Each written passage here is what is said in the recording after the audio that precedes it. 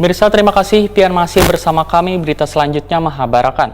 Pelaksanaan pemberian vaksinasi tahap kedua yang dilakukan Dinas Kesehatan Banjarmasin bekerjasama dengan TNI dan Polri memberikan vaksinasi tahap kedua pada warga di Gedung Olahraga Hasanuddin HM mendapat sorotan tajam dari layanan hukum Borneo Law Firm lantaran kerumunan warga yang terjadi wayah pelaksanaan.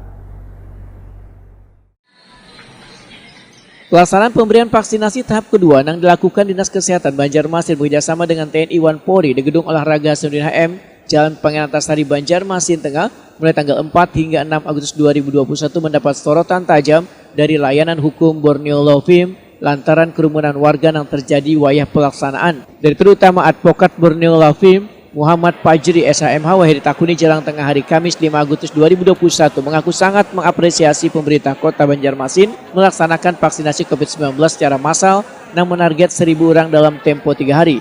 Tetapi dari pantauan yang dilihat baik di foto maupun video antrian, baik Rabu 4 Agustus dan Kamis 5 Agustus 2021 membuktikan penyelenggara kada siap. Di sisi lain, perlunya juga kesadaran warga agar kada berkerumun dan disiplin terhadap protokol kesehatan. Inilah menjadi tantangan di tengah pandemi COVID-19.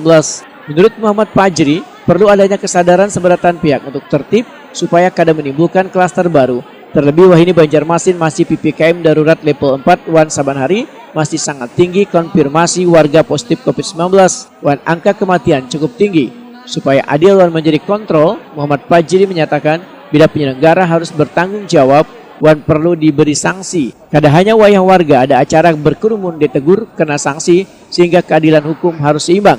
Kada tumpul ke atas namun tajam ke bawah. Jika kerumunan pemberian vaksin ini masih terulang wan kada bisa segera ditanggulangi, penyelenggara juga kada dievaluasi, maka Dinas Kesehatan dan Pemko Banjarmasin ujar Muhammad Fajri bisa dikenakan sanksi sesuai Undang-Undang Pemerintahan Daerah dan bisa diduga melanggar Inpres nomor 6 tahun 2020 tentang peningkatan disiplin dan penegakan hukum protokol kesehatan dalam pencegahan dan pengendalian COVID-19 serta bisa diduga melanggar Peraturan Menteri Kesehatan nomor 10 tahun 2021 tentang pelaksanaan vaksinasi dalam rangka penanggulangan pandemi COVID-19. Program vaksinasi memang secara massal yang dilaksanakan oleh pemerintah Kota Banjarmasin itu sangat bagus, saya mendukung seperti itu.